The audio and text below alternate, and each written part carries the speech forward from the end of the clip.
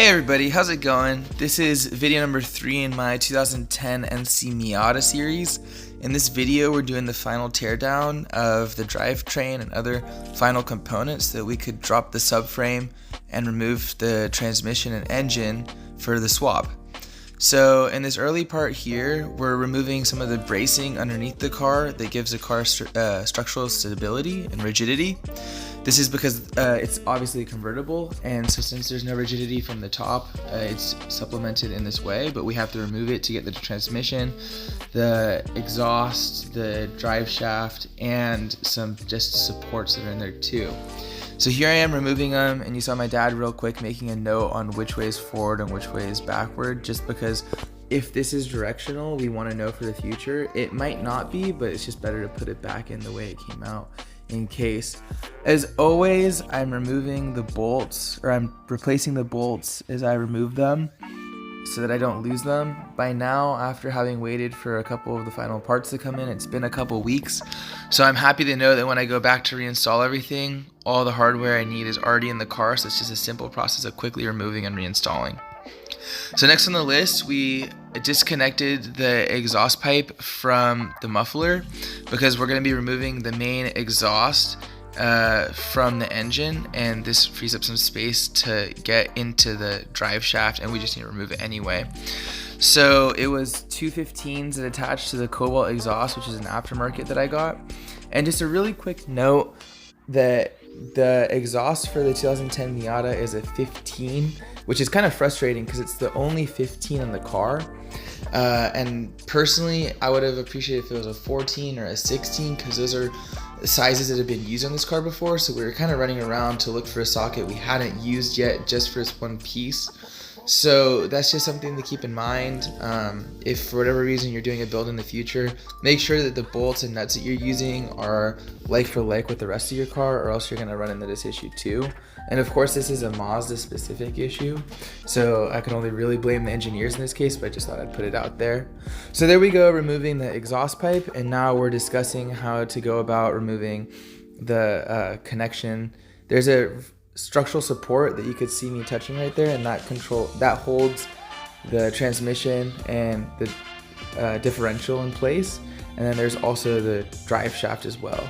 So we decided to remove the drive shaft next. So we decided to start removing the bolts for the differential and the drive shaft, and we couldn't move the drive shaft to get to all 4, but we thought it'd be best to start with the 3 that we could and then get the last one after. But the challenge was that we didn't know why the differential wasn't turning. We didn't know if the differential had seized or if the transmission had seized, so it kind of became a challenge to get that final bolt.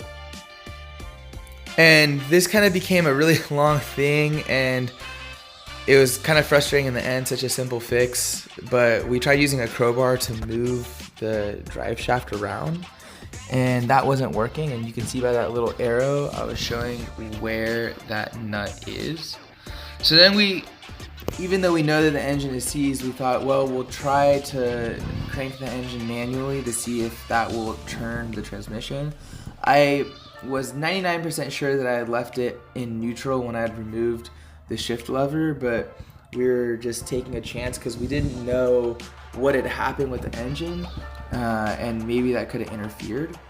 So we had a long conversation, and finally I realized, oh, I left the handbrake on when I removed the center console. So I decided to include this even though it added a couple minutes to the video, because I wanted to show that, you know, sometimes those stupid mistakes add up. This was a good 10 to 15 minutes of my dad accusing me of destroying the transmission and just not understanding what was happening, scratching our heads. But then after we did that, it was a super simple fix, and you can see we're both smiling like I can't believe that it took that long. And then the drive shaft was ready to be removed. So with a little bit of a pry bar action, we were able to remove it from its seal and then take it off and set it aside. And as always, after that's removed, I'm gonna put the nuts and the bolts back so that I have all the hardware for the reinstallation.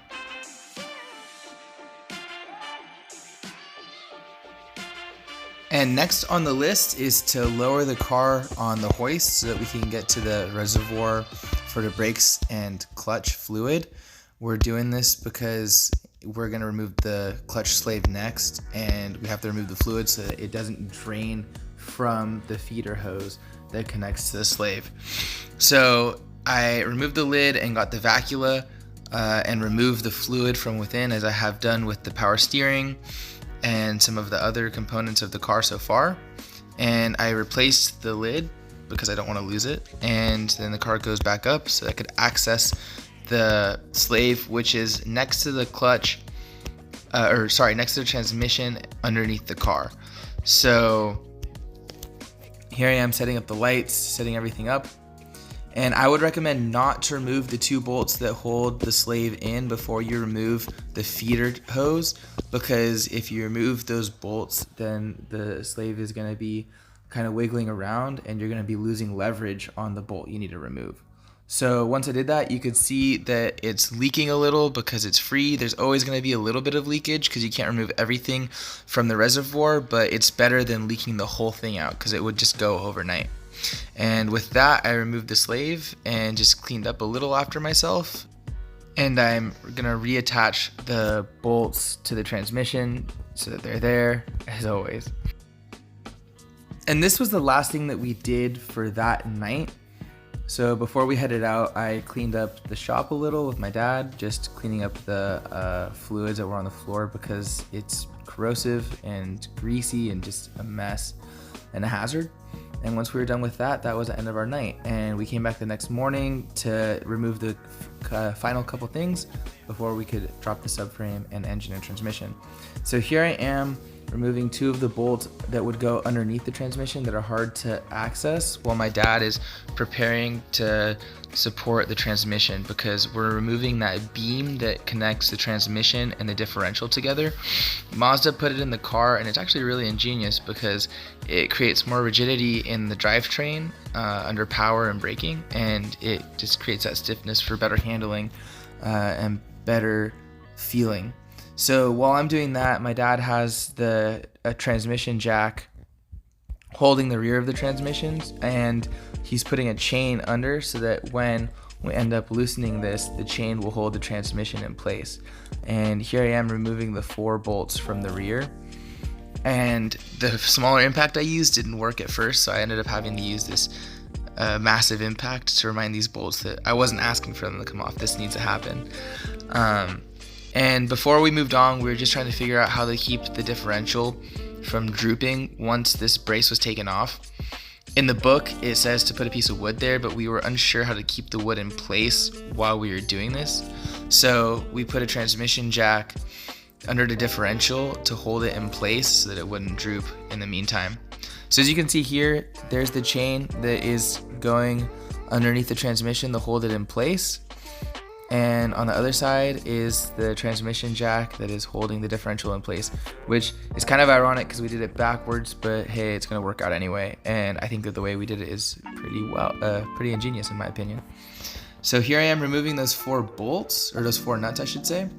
It's a really quick thing, just getting those 4 out, and then once it's out, that brace will be ready to remove. And as always, there's a little bit of frustration because sometimes things get in the way, such as our transmission jack holding the differential, but you just work around it and make it through. And while I'm not going to say that that brace is light, it's not as heavy as I thought it was, so it was fairly easy to remove. I didn't feel like it was the hardest thing to get, and that's kind of a testament to the engineers at Mazda that have made every component that we've taken off of this car surprisingly light, whether that's the drive shaft or this brace or just other things here and there. You could really tell that the attention to detail to taking as much weight as possible is in the little things that most people are never really gonna interact with, such as that brace or the drive shaft. So here I am. As always, I'm sorry to say it so many times, but I'm putting those nuts back because we do need them for later. And while I'm doing that, or when I'm finished with that, I am gonna start removing the transmission stand that's holding the transmission in place. And I'm just going really slowly, trying to assess if the chain is gonna hold. I didn't know if the weight of the transmission connected to the engine would pull the thread out from the chassis where we had those bolts holding the chain in, but it ended up working out. And as you can see, the chain held the transmission in really nicely. There was only a little bit of drooping, which is totally okay. So once we were fairly confident that that was safe, we moved on to the differential, and my dad held a piece of wood behind the differential like the Mazda technical book says, as I lowered the transmission jack, and it held the wood in place. So here we are, there's the differential being held back by the wood so it's not drooping too much.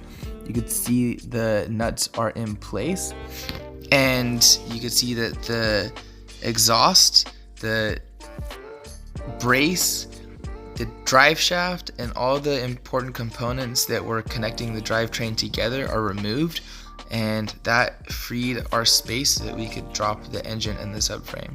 And as you can see, here's a better angle of the chain that's being held by those two bolts. Those bolts are in the location where one of the chassis braces was in place. And so with that, that's the end of this video.